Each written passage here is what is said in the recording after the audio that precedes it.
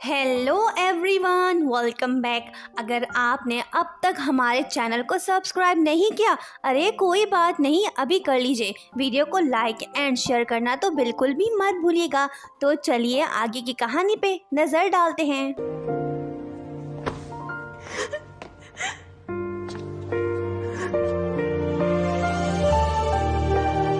यीलिन मज़े से lunch enjoy कर रहा होता है। हैना उसे प्यार भरी नज़रों से देख रही होती है। वो उसे बोलती है कि अब तो मुझे डांस क्लब में शामिल करो ना। वो कहता है कि कभी नहीं, भूल जाओ, मुझे खाना खाने दो।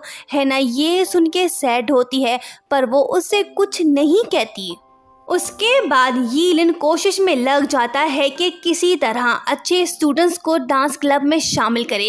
एक रात जब सभी जमा होते हैं तो तभी हैना वहीं आती है। वो बहुत ब्यूटीफुल लग रही होती है। सभी उसे देख के हैरान होते हैं। हैना यीलिन के लिए तैयार होके आई हुई है, पर वो तो उसे लिफ्ट ही नहीं करा रहा। शाओली उसे कहता है कि तुम आज क्यूट लग रही हो। पर जब शूशा एंट्री मारती है तो यीलिन भागते हुए उसके पास जाता है। शूशा हैना के पास आके उसे कहती है कि हैना सच बताओ, जब स्कूल में आग लगी थी तब यीलिन के ब्रदर ने तुम्हें बचाया था।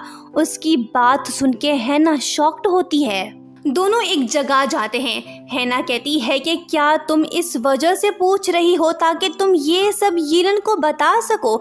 शूशा कहती है कि फिर तुमने उसे आज तक क्यों नहीं बताया। वो कहती है कि मुझे चांस नहीं मिला उसे बताने का। अगर उसे पता चला तो शायद वो गुस्सा होगा और मुझसे बात भी नहीं करेगा, तभी नहीं बता पाई। प्लीज़ शूशा, इस बात को सीक्रेट रखो। शूशा उसे बिना जवाब दिए चली जाती है। रात को हैना टेंशन में नज़र आती है, क्योंकि उसे डर है कि अगर शूशा ने वो बात यीलिन को बता दी तो वो हमेशा के लिए मुझसे दूर हो जाएगा।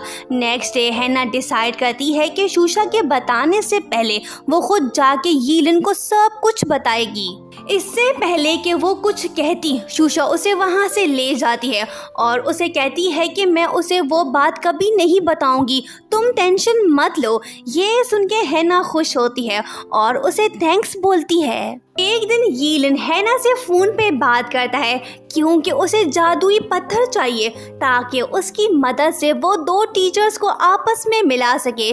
दूसरी तरफ हम देखते हैं कि जिस स्टोन को यीलिन प्रेशियस समझ रहा है, उस स्टोन से हैना तो अपने पाँव धो रही है। वो उसे कहती है कि अच्छा, मेरी एक शर्त है, अगर तुम मेरे साथ डेट पे चलोगे तो तभी मैं तुम्हें ये दूंगी। यीलिन उसकी बात सुन के घबरा जाता है। वो कहती है कि डेट का बोल रही हूँ, फाइट करने का नहीं। यीलिन ना चाहते हुए भी उसे प्रॉमिस कर बैठता है। ये सुन के हैना खुशी से झूम उठती है। उसके बाद यीलिन सोचता है कि उसके बुरे दिन शुरू हो गए हैं। मैंने उस बुरी गर्ल को प्रॉमिस किया, ये शायद मेरा डेथ नोटिस है। वो परेशान ही होता है कि वहीं पे हैना आती है और उसे कहती है कि जाने मन, तुम कैसे हो, क्या तुम तैयार हो, मैं तुम्हें सरप्राइज़ देना चाहती हूँ। वो कहता है कि और कौन सा सरप्राइज़ दोगी, तुम तो मुझे मारने आई हो, जल्दी से अपना शौक पूरा करो। यीलिन डर रहा होता है, पर हैना उसे मूवी का टिकट देती है। हम देखते हैं कि यीलिन ने प्रॉमिस तो कर दिया, पर वो अभी भी हैना के साथ डेट पे जाने को तैयार नहीं। दूसरी तरफ हैना तैयार होने में लगी हुई है। उसके लिए आज का दिन इम्पोर्टेंट है, क्योंकि फाइनली वो अपने प्यार के साथ मूवी देखने जो जा रही है।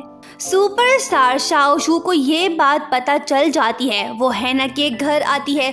दूसरी तरफ शाओली भी नहीं चाहता कि यीलिन हैना को पसंद करने लगे। इसी वजह से वो यीलिन को ओल्ड मैन की तरह ड्रेसअप करके भेजता है। रात को जब यीलिन और हैना मिलते हैं तो दोनों एक दूसरे को पहचान नहीं पाते। उनका हुलिया जो चेंज हो गया है। हैना एक्साइटेड है, पर यीलिन खुश नज़र नहीं आ रहा। दोनों मूवी देखते हैं। यीलिन को शायद हैना का फोबिया हो गया है। भले हैना उससे प्यार से बात करे, लेकिन वो तो आज तक उससे डरता आया है। मूवी एंड होने के बाद हैना जानबूझ के पेट के दर्द का बहाना बनाती है ताकि यीलिन उसे पिगी बैग राइड दे। यीलिन सोचता है कि नाटक करने में तो ये लड़की माहिर है, आ जाओ मेरे पीछे चढ़ जाओ। हैना की खुशी का ठिकाना नहीं। यीलिन भी आज हैना के साथ अच्छे से पेश आ रहा है।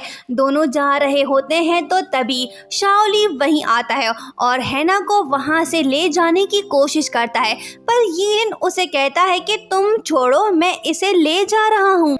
नेक्स्ट डे हैना टीचर से मिलती है क्योंकि वो यीलिन के क्लब का सर्टिफिकेट उससे लेने आई है, पर टीचर उसे बताता है कि कुछ ही देर पहले सर्टिफिकेट ज़ाओली लेके गया है। ये सुनते ही हैना उसके पीछे जाती है, उसे कहती है कि सर्टिफिकेट मुझे दे दो, पर वो कहता है कि यीलिन तो एरोगेंट और फूल बॉय है, मैं क्लब का मेंबरशिप छोड़ रहा हूँ। हैना सब कुछ तो बर्दाश्त कर सकती है, लेकिन वो यीलिन के खिलाफ एक लफ्ज़ भी नहीं सुन सकती है। अपने प्यार के बारे में गलत बातें सुन के हैना आग बगोला होती है और खौफनाक मूड में आ जाती है और कहती है कि अपनी ज़बान को लगाम दो, वरना आज मैं तुम्हें नहीं छोड़ूंगी। हैना उसे मज़ा चखाना चाहती थी, लेकिन वो उसे छोड़ देती है क्योंकि अगर उसने इसे मारा तो यीलिन फिर से उसे बुरी गर्ल समझने लगेगा। उसी दिन जेलस ज़ाओली क्लब छोड़ देता है। यीलिन उसे मनाने की कोशिश करता है, लेकिन वो उसे साफ मना कर देता है, जिसके बाद यीलिन दुखी बैठा होता है। तभी एक लड़की उसे गलत इन्फॉर्मेशन देते हुए कहती है कि मैंने उस दिन हैना को ज़ाओली को धमकाते हुए देखा था। उन सब की बातें सुन के यीलिन ये समझने लगता है कि हैना की वजह से ये सब हुआ है। वो क्लब को डिस्ट्रॉय करना चाहती है। यीलिन के दिल में फिर से नफरत पैदा हो चुकी है। हैना आके उससे पूछती है कि क्या हुआ है, मैं जाके ज़ाओली को समझा के वापस लाती हूँ। यीलिन गुस्सा हो के उसका हाथ जोर से पकड़ लेता है और कहता है कि मैं तुमसे कोई रिवेंज नहीं लूंगा, पर मेरी एक बात सुन लो, आज के बाद तुम्हारा मुझसे कोई ताल्लुक नहीं, तुम मुझसे दूर रहो। ये कह के जब यीलिन जा रहा होता है तो हैना उसे रोकने की कोशिश करती है, पर वो गुस्से में आग के कहता है कि तुमने दूसरों को डराया धमकाया, तुम नहीं जानती हो कि लाइन डांस क्लब मेरे लिए कितना इम्पोर्टेंट है। हैना बोलती है कि यीलिन तुम्हें ज़रूर मिसअंडरस्टैंडिंग हुई है, मैंने ऐसा कुछ नहीं किया। वो कहता है कि बस बहुत हो गया, अब मैं तुम्हें किसी को बुली करने नहीं दूंगा। मैंने सोचा था कि तुम चेंज हो गई हो, पर मैं गलत था, तुम पहले जैसी हो। मैं ये सब बर्दाश्त नहीं कर सकता, मुझे अकेला छोड़ दो।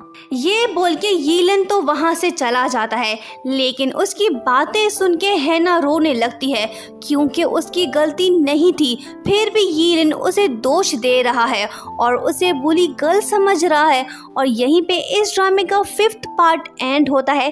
Thank you so much for watching and don't forget to subscribe.